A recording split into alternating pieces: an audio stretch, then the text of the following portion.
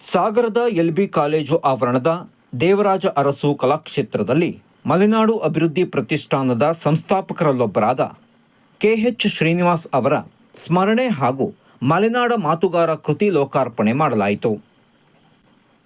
ದಿವಂಗತ KH ಶ್ರೀನಿವಾಸ್ ಸದನದಲ್ಲಾಡಿದ ಮಾತುಗಳ ಸಂಪಾದಕ ಕೃತಿ ಬಿಡುಗಡೆ ಮಾಡಿ ಸಭಾಪತಿ ಬಸವರಾಜ ಹೊರಟ್ಟಿ ಮಾತನಾಡಿದರು. ಪ್ರಜಾಪ್ರಭುತ್ವ ವ್ಯವಸ್ಥೆಯ ಬಗ್ಗೆ ಆಳವಾದ ಅಧ್ಯಯನ, ಸದನದ ಬಗ್ಗೆ ಅತಿ ಹೆಚ್ಚು ಗೌರವ ಹೊಂದಿದ ಜನಪ್ರತಿನಿಧಿಗಳಲ್ಲಿ KH ಶ್ರೀನಿವಾಸ್ ಕೂಡ ಒಬ್ಬರು. ಚುನಾಯಿತ ಪ್ರತಿನಿಧಿ ತನಗೆ ಮತ ಹಾಕಿದವರ ಕೆಲಸವನ್ನು ಮಾಡುವ ನಿಷ್ಠೆ ಇಟ್ಟುಕೊಂಡಿರಬೇಕು. ಅದನ್ನು ಇವರಲ್ಲಿ ಗಮನಿಸಿದ್ದೇನೆ. ಪ್ರತಿ ಬಾರಿಯೂ ಸದನದಲ್ಲಿ ದಾಖಲೆ ಸಹಿತ ವಿಸ್ತೃತವಾಗಿ ಮಾತನಾಡುತ್ತಿದ್ದ ಶ್ರೇಷ್ಠ ಮಾದರಿ ರಾಜಕಾರಣಿ KH ಶ್ರೀನಿವಾಸ್ ಎಂದು ನೆನಪಿಸಿಕೊಂಡರು. ಅವರ ರಾಜಕಾರಣ ಹೆಂಗಿತ್ತು? ಯಾಕಂದ್ರೆ KH ಶ್ರೀನಿವಾಸ್ ಅವರು ಹೆಂಗಿದ್ರು, ರಾಜಕಾರಣ ಹೆಂಗಿದ್ರು, ಅವಾಗ ವಿರೋಧ ಪಕ್ಷ ನಾಯಕರಾಗಿದ್ದರು. ಕಾಗೋಡು ತಿಮ್ಮ ನಮ್ಮ ಬಂಗಾರಪ್ಪನವರು ಸಭಾನಾಯಕರು. ಅವಾಗೇನಂದ್ರೆ ಸಭಾನಾಯಕರನ್ನ ಅಸೆಂಬ್ಲಿಯಿಂದ ಯಾವ್ದಾರು ಮಿನಿಸ್ಟರ್ ಮಾಡ್ತಾರೆ, ಈಗ ಕೌನ್ಸಿಲ್ ಮಾಡ್ತಾರೆ. ಕಾಗೋಡು ತಿಮ್ಮಪ್ಪ ಅವರಿದ್ರು. ಇವರೆಲ್ಲ ಮಾತಾಡುವಾಗ, ಎಲ್ಲ ವಿಚಾರಗಳನ್ನು ಹೇಳುವಾಗ ಅವರೆಲ್ಲ ಅತಿ ಲಕ್ಷ ಕೊಟ್ಟು ಕೇಳ್ತಿದ್ರು. ಕೇಳಿದ ನಂತರ ಶ್ರೀನಿವಾಸ್ ಅವರೇ, ನೀವು ಹೇಳ್ತೀರಲ್ಲ, ಇದನ್ನೆಲ್ಲ ಕಾರ್ಯರೂಪಕ್ಕೆ ತರಕ್ಕಾಗ್ತಿದೆ ಅಂತ ಹೇಳಿದ್ರು. ನಾನು ನೆನಪಿದೆ ಇನ್ನು ಪ್ರಶ್ನೆ. ನಿಮ್ಗೆ ಆಗ್ತಿದೆ ಅಂತ ನಾನು ನಂಬಿದ್ದೀನಿ. ನಿಮ್ಗೆ ಆಗ್ಲಿಕ್ಕಂದ್ರೆ ಆ ಕುರ್ಚಿ ನನಗೆ ಒಂದು 2 ತಿಂಗಳು ಕೊಡಿ, ನಾ ಮಾಡ್ತೀನಿ ಅಂತ ಹೇಳಿದ್ರು. ಮುಖ್ಯಮಂತ್ರಿಗಳಿಗೆ ನೀವು ಆ ಕುರ್ಚಿ ಕೊಡಿ, ನಾವು ಮಾಡ್ತೀನಿ ಅಂತ ಹೇಳಿದ್ರು. ಅಂದ್ರೆ ಅಷ್ಟೊಂದು ಇದನ್ನ ಸ್ಟಡಿ ಮಾಡಿಕೊಂಡು, ಮತ್ತು ಅದಕ್ಕೆ ಏನಂದ್ರೆ ಬರೀ ಸಮಸ್ಯೆ ಅಂತ ಸಮಸ್ಯೆಗೆ ಪರಿಹಾರ ಹೇಳ್ತಿದ್ರು. ಇವತ್ತಿನ ಕಾಲಕ್ಕೆ ಬಹಳ. ಶಾಸಕ ಗೋಪಾಲಕೃಷ್ಣ ಬೇಳೂರು ಮಾತನಾಡಿ, ಮಲೆನಾಡ ಮಣ್ಣಿಗೆ ರಾಜ್ಯದ ಜನರ ಗಮನ ಸೆಳೆಯುವ ಶಕ್ತಿ ಇದೆ.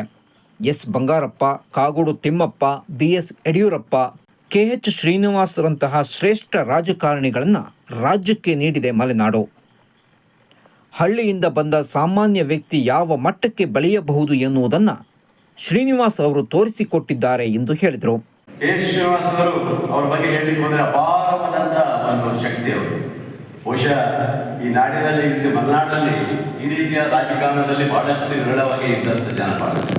ಅದರಲ್ಲಿ ಹಿಂದೆ ಬಂಗಾರಪ್ಪನವರು ಬಂದರು, ಆನಂತರ ಕಾಗೋಡು ಸಾಹೇಬರು ಬಂದರು, ಯಡಿಯೂರಪ್ಪನವರು ಬಂದರು, ಮತ್ತು KH ಶ್ರೀನಿವಾಸ್ ಅವರು ಸಹ ಒಂದು ಶಕ್ತಿಯಾದಂಥ ರಾಜಕಾರಣವನ್ನು ಮಾಡ್ಕೊಂಡು ಬಂದಂಥದ್ದು.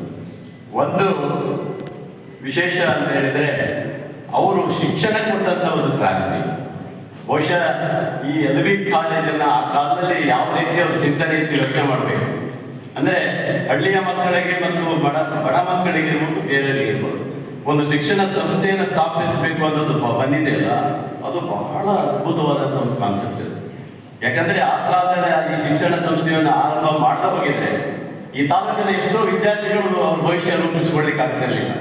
ಅಂಥದ್ರಲ್ಲಿ ಇವತ್ತು ಇಂಥ ಒಂದು ಕಾಲೇಜನ್ನು ಸ್ಥಾಪನೆ ಮಾಡಿದಂಥ ಒಬ್ಬ ಮಹಾನ್ ನಾಯಕರೇ ವಿಶೇಷವಾಗಿ ಹೇಳಬೇಕಾಗುತ್ತೆ. ನೀವೆಲ್ಲ ದೊಡ್ಡ ಚಪ್ಪಾಳೆ ಕೊಡಬೇಕು.